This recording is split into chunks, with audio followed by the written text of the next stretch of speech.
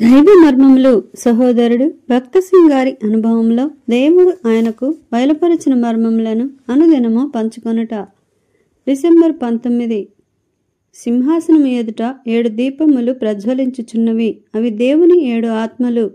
ప్రకటన గ్రంథము 4వ అధ్యాయము 5వ వచనము. ప్రకటన గ్రంథంలో 7 ఆత్మలు అను పదము పలుమార్లు చెప్పబడెను. ప్రకటన గ్రంథము 1వ అధ్యాయము 4వ వచనము, 3వ అధ్యాయము 1వ వచనము, 4వ అధ్యాయము 5వ వచనము, 5వ అధ్యాయము 6వ వచనము. ఈ వాక్యముల ద్వారా పరిశుద్ధాత్మ యొక్క నింపుదల ఏమో గ్రహించగలము. పరిశుద్ధాత్మ కార్యము ద్వారా ప్రభువు మనలను సింహాసనం మీదికి వచ్చినట్లు చేయును. పరిశుద్ధాత్మకు 7 పేర్లు గలవు. మొదటిది నిత్యుడగు ఆత్మ.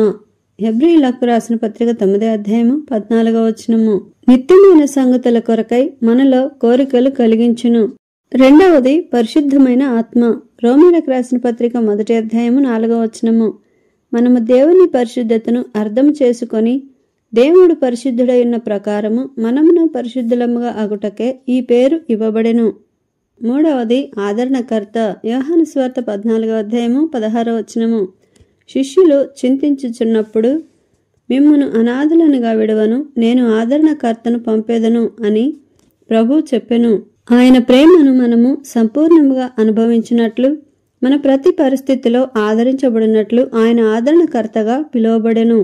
నాలుగవది సత్యస్వరూపియగు ఆత్మ. యోహాను సువార్త 14వ అధ్యాయము 16వ వచనము, 16వ అధ్యాయం 13వ వచనము. ఈ ఆత్మ ద్వారా మనము సర్వసత్యంలోనికి నడిపించబడదుము. ఆయన సత్యస్వరూపి అయిన ఆత్మ రక్షణ మార్గమును తేటగా వెల్లడి చేయును, దేవుని ప్రేమలోనికి నడిపించును, అనేక అపాయముల నుండి కాపాడును. ఐదవది దత్తపుత్రాత్మ.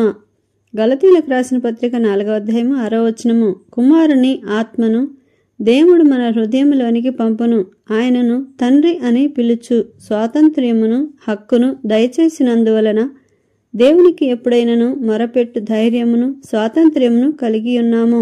ఆరవది శక్తియు ప్రేమయు ఇంద్రియ నిగ్రహము గల ఆత్మ.